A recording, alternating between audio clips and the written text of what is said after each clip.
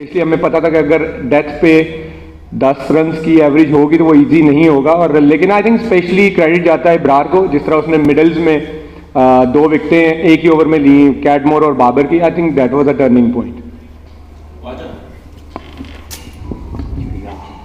आमिर, आपने पाकिस्तान में हमेशा से परफॉर्मेंस दी है, बाहर भी परफॉर्मेंस दी है।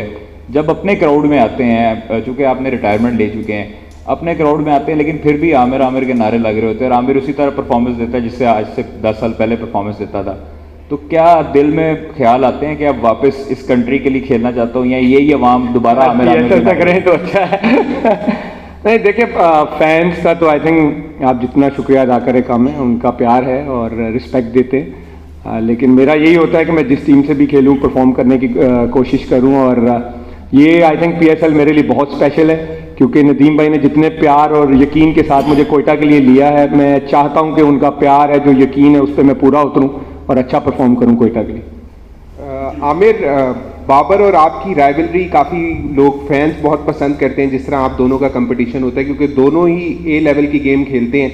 तो आज उस कंपटीशन को आपने कितना एंजॉय किया और बाबर और आपके दरमियान क्या बातचीत हो रही थी जब वो बैटिंग कर रहे थे?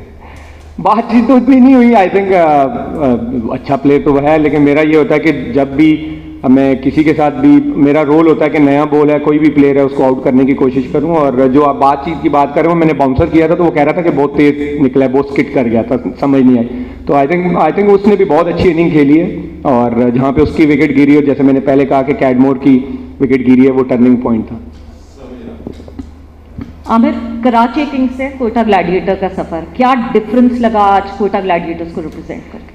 देखिए, पहले तो मैंने कराची के साथ 8 साल बहुत अच्छे गुजारे हैं। सलमान भाई ने भी बहुत प्यार दिया, लेकिन कोयटा भी एक ऐसा है कि जैसे मेरे लिए एक होम फीलिंग है, क्योंकि नदीम भाई wanted me to play for Quetta from day 1। और जब I was coming back from to the cricket, तो मैं ग्रेड 2 भी उनके उमर एसोसिएट से खेला था, और डे 1 से उनका चाहता है कि मैं PSL कोयटा से खेलूं। और मैनेजमेंट, क्योंकि आजम भाई इनके साथ भी मेरा बड़ा अच्छा एक्सपीरियंस रहा, और नदीम भाई है ही एक, मैं तो कहता हूँ वो लव है, जितना वो प्यार दे रहे, मैं फिर वही कह रहा हूँ कि मैं आई होप कि मैं उस प्यार पे और उस यकीन पे पूरा उतरूँ कि इस PSL में अच्छा करूँ उनके लिए।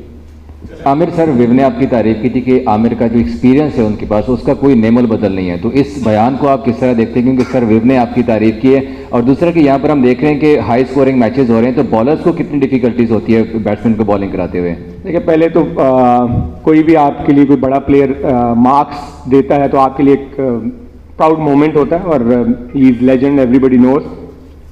लेकिन ये है कि देखिए, पाकिस्तान की हम पाकिस्तान में क्रिकेट खेलते हैं, हमें पता है कि यहाँ पे हाई स्कोरिंग गेम्स होंगे, तो आपकी जो प्रैक्टिस का पर्पस होना चाहिए वो इन विकेटों के हिसाब से होना चाहिए कि इन विकेटों पे मेरा क्या स्टॉक बॉल होगा। और मेरा माइंडसेट हमेशा ये होता है, मैं कभी भी बैट्समैन को नहीं देखता, उस दिन जो विकेट मेरे से डिमांड कर रही है, उस विकेट पे कौन सा बॉल मुश्किल हो सकता है बैट्समैन के लिए, मैं उसको अप्लाई करने की कोशिश करता हूँ। जी, अस्सलाम वालेकुम Aamir, this is Bahram Kazi from grassroots cricket. सबसे पहले मुबारकबाद जीत पे और अच्छी परफॉर्मेंस पे।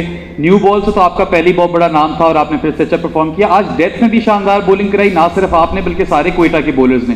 तो डेथ बॉलिंग पे कोई खासा काम हो रहा है? देखिए, मेरे ख्याल में जो डेथ बॉलिंग होती है, हमेशा आप अपनी फील्ड के हिसाब से करते हो बॉलिंग, और मैं जो डेथ बॉलिंग हमेशा करता हूँ, मैं अपने लिए ऑप्शन रखता हूँ कि मेरे पास 2 से 3 बॉलें जो ऑप्शन में हों, क्योंकि एंड पे अगर आपके सामने सेट बैट्समैन खेल रहे हो तो हाफ बॉलिंग को वो नहीं छोड़ते। तो मैं हमेशा अपनी फील्ड को एडजस्ट करने की कोशिश करता हूँ कि मेरा जो फील्ड है उसको यूज़ करूँ, मैं उस हिसाब से बॉल करूँ। आमिर भाई, आपने बड़ी एक्सेप्शनल बॉलिंग की आज, लेकिन दूसरी तरफ मोहम्मद वसीम को काफ़ी मार पड़ी, क्या वजह है? उन्होंने वेवट बॉलिंग की ज़्यादा नहीं, आखिरी 2 ओवर उसने बहुत अच्छे किए हैं, और पहला देखिए गेम है टूर्नामेंट का, और विकेट बहुत अच्छा था ऑनेस्टली। कोई ऐसा दिन आएगा मुझे भी पिटाई होगी ऐसे अच्छे विकेटों पे, कुछ पता नहीं चलता। T20 it's all about batsman, मैं हमेशा ये कहता हूँ। लेकिन एज अ बॉलर आपको अपने प्लान्स का पता होना चाहिए कि आज के दिन जो विकेट मेरे से डिमांड कर रहा है, और अपने आप को आप बैक करें, तो आई थिंक ईजी हो जाता है थोड़ा। आमिर, ऑल्दो आप पहला सीजन खेल रहे हैं, इधर आप कोयटा से तो पहला सीजन खेल रहे हैं, मैं ये पूछना चाहता हूँ कि जब PSL दुबई से स्टार्ट हुई थी इनिशियली 3-4 सीजन, तो वो बड़ा सक्सेसफुल था उनका सारा। जब पाकिस्तान PSL मूव होती है तो वो लैग कर रहे थे अपने बॉलिंग कम्बिनेशन से। क्या जो अब बॉलिंग कम्बिनेशन इस सीजन में बना है, आप सोचते हैं कि इस बॉलिंग कम्बिनेशन के साथ आप PSL चैंपियन बन सकते हैं? मुझे लगता है कि अगर आप किसी भी टीम से पूछेंगे, ये वन ऑफ द बेस्ट, अगर PSL की टीम का बॉलिंग अटैक आप देखें एक्सपीरियंस के हिसाब से भी, हसनैन इंटरनेशनल प्लेयर हैं, Mohammad Wasim junior he still playing for Pakistan, Aqeel Hussain, फिर मैं, फिर इब्रार, तो आई थिंक हमारे पास कोई एक्सक्यूज़ नहीं है। और बॉलिंग यूनिट अगर आप एज अ बॉलिंग यूनिट बात करें तो आई थिंक कोयटा की one of the best bowling. आखिरी सवाल है। आमिर भी नो डाउट कि एक अच्छा मैच हुआ। आपको क्या लगता है कि जहाँ पे साइम रन आउट हुए हैं, अगर साइम रन आउट ना होते तो सिचुएशन डिफरेंट हो सकती थी? इस साइम आपको पता है कि वो डेंजरस प्लेयर तो है, लेकिन जैसे मैंने पहले कहा कि बाबर और कैडमोर जहाँ पे एक ओवर में दो आउट हुए, वो टर्निंग पॉइंट था, क्योंकि वो दोनों अच्छा 8-9 हर ओवर में कर रहे थे, और इस विकेट पे मुझे लगता है 9-10 की एवरेज कुछ कहती नहीं थी, वो टर्निंग पॉइंट था। डन।